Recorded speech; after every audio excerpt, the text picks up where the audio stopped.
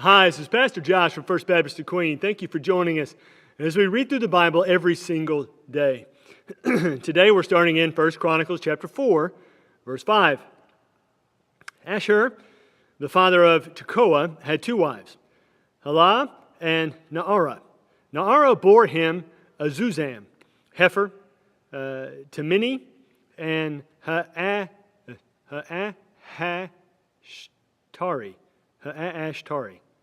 These were the sons of Naarah. The sons of Helah, Zereth, Ishar, and Ethnan. Kaz fathered Anub, Zobebah, and the clans of Aharhel. The son of Harum, Jabez, was more honorable than his brothers, and his mother called his name Jabez, saying, "Because I bore him in pain." Jabez called upon the God of Israel, saying, "Oh, that you would bless me and enlarge my border, and that your hand might be with me, and that you would keep me from harm, so that it might not bring me pain." And God granted what he asked. Chalub, the brother of Shuha, fathered Mahir, who fathered Eshton. Eshton fathered Beth Rapha, Paseah, and Tehinnah, the father of Irnahash. These are the men of Rekah. The sons of Kenaz, Othniel and Sariah. And the sons of Othniel, Hathath, and Meon. Some of these names are quite difficult. Meonathai.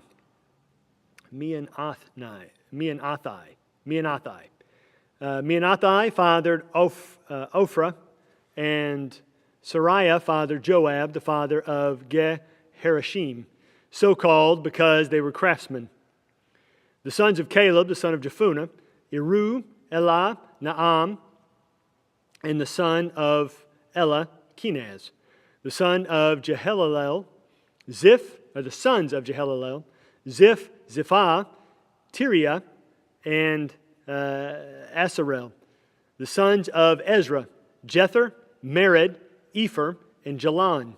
These are the sons of Bithiah, the daughter of Pharaoh, whom Mered married. And she conceived and bore Miriam, Shammai, and Ishbah, the father of Eshtemoa. And his Judahite wife bore Jared, the father of Gedor, Heber, the father of Succo, and Jekuthiel, the father of Zanoah. The sons of the wife of Hodiah, the sister of Naham, were the fathers of Keilah, the Garmite, and Eshtemoa, the Maakathite. The sons of Shimon, Amnon, Rina, Ben Hanan, and Telon. The sons of Ishi, Zoheth, and Ben Zoheth. The sons of Shelah, the son of Judah, the father of Lakah, Laadah, the father of Marashah, and the clans of the house of linen workers at Beth Ashbea, and Jakim, and the men of Kozabah, and Joash, and Seraph, who ruled in Moab and returned to Lahem. Now the records are ancient. These were the potters who were inhabitants of Netaim and Gederah.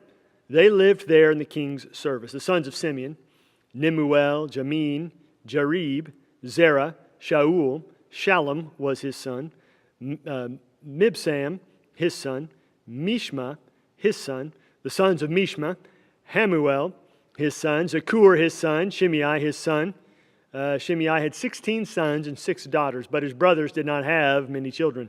Nor did all their clans multiply like the men of Judah.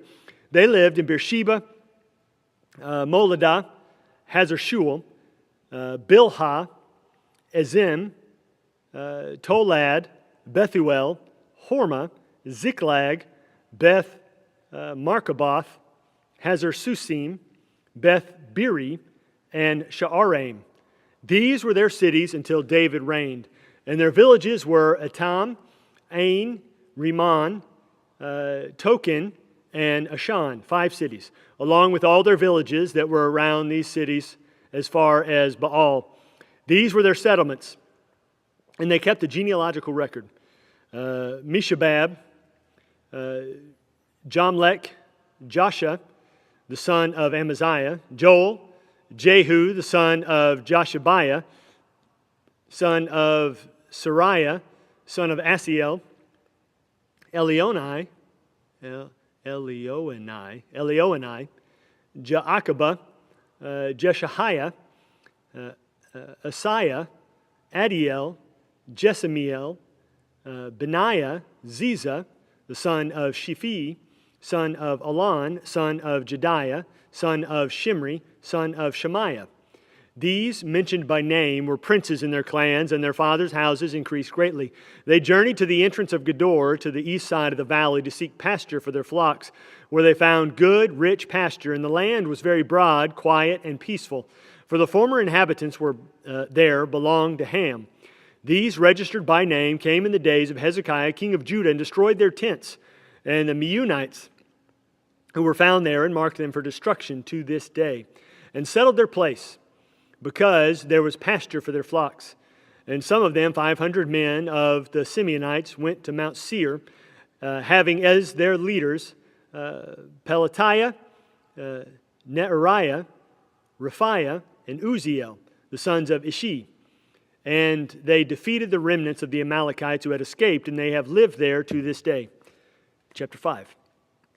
The sons of Reuben, the firstborn of Israel, for he was the firstborn, but because he defiled his father's couch, his birthright was given to the sons of Joseph, the son of Israel, so that he could not be enrolled as the eldest son. Though Judah became strong among his brothers, and a chief came from him, yet the birthright belonged to Joseph. The sons of Reuben, the firstborn of Israel, Hanak, Palu, Hezron, and Carmi.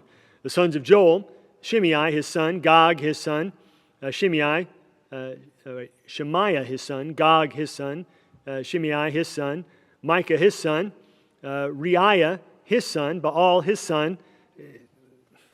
Probably shouldn't name their son after one of the pagan gods of the region. Bera his son, whom Tiglath-Pileser, king of Assyria, carried away into exile. He was a chief of the Reubenites, and his kinsmen by their clans, when the genealogy of their generations was recorded, the chief, Jael and Zechariah, and Bela, the son of Azaz, son of Shema, son of Joel, who lived in Aroer, as far as Nebo and Baal-Meon. He also lived to the east as far as the entrance of the desert this side of the Euphrates, because their livestock had multiplied in the land of Gilead. And in the days of Saul they waged war against the Hagrites, who fell into their hand. And they lived in their tents throughout all the region of Gilead. The sons of Gad lived over against them in the land of Bashan as far as Selecah.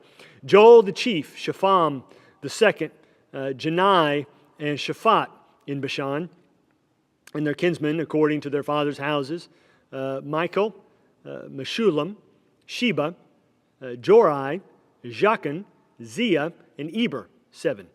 These were the sons of Abihail, the son of Huri, son of Jarorah, son of Gilead, son of Michael, son of Jeshishai, son of Jado, son of Buz.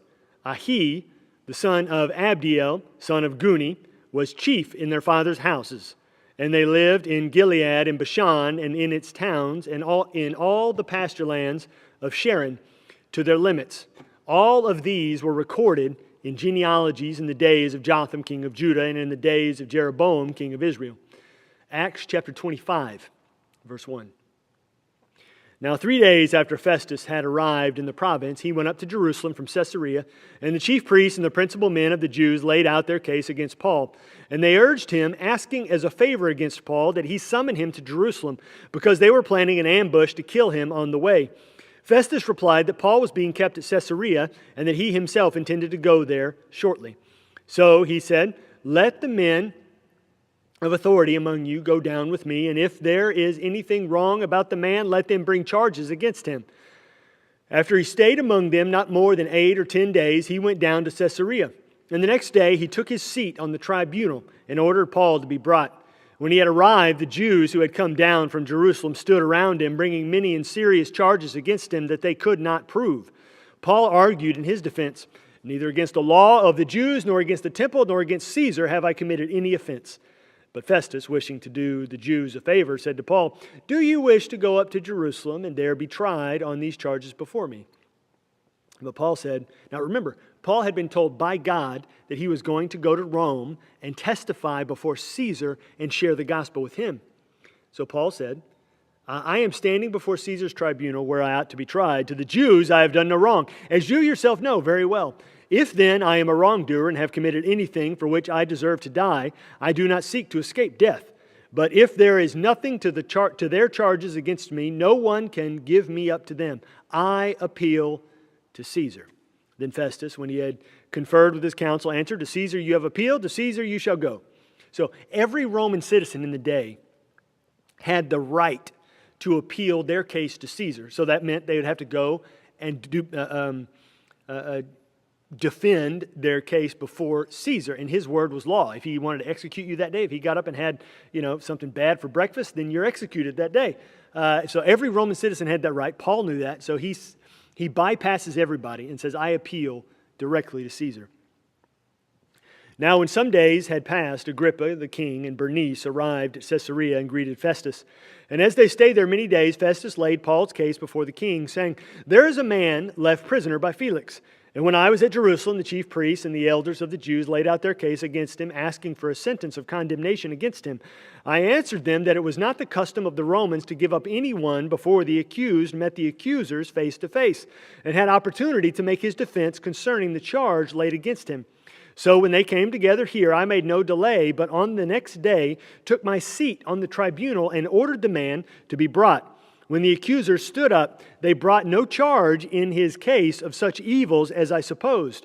Rather, they had certain points of dispute with him about their own religion and about a certain Jesus who was dead, but whom Paul asserted to be alive. Being at a loss how to investigate these questions, I asked whether he wanted to go to Jerusalem and be tried there regarding them. But when Paul had appealed to be kept in custody for the decision of the emperor, I ordered him to be held until I could send him to Caesar." Then Agrippa said to Festus, "I would like to hear the man myself." "Tomorrow," he said, "you will hear him." So on the next day, Agrippa and Bernice came with great pomp, and they entered the audience hall with the military tribunes and the prominent men of the city. Then at the command of Festus, Paul was brought in. And Festus said, "King Agrippa, and all who are present with us, you see this man about whom the whole Jewish people petitioned me, both in Jerusalem and here, shouting that he ought not to live any longer. But I have found that he had done nothing deserving death. And as he himself appealed to the emperor, I decided to go ahead and send him. But I have nothing definite to write to my lord about him. Therefore, I have brought him before you all, and especially before you, King Agrippa, so that after we have examined him, I may have something to write. For it seems to me unreasonable in sending a prisoner not to indicate the charges against him."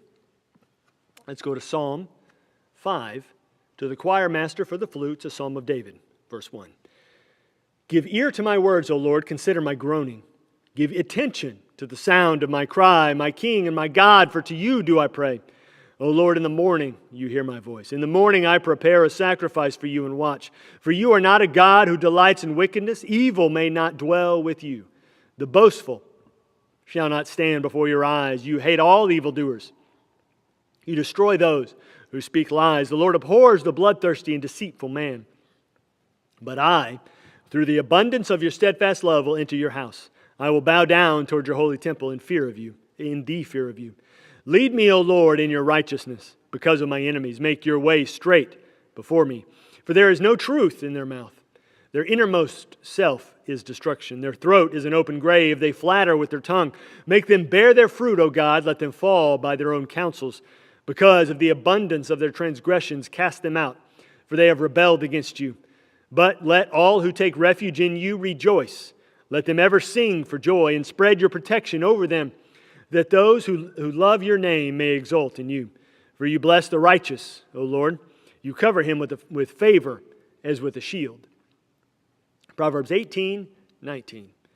"A brother offended is more unyielding than a strong city, and quarreling is like the bars of a castle." It separates, it destroys relationships. So thank you for joining us as we read through God's Word every day. I hope you'll come back tomorrow as we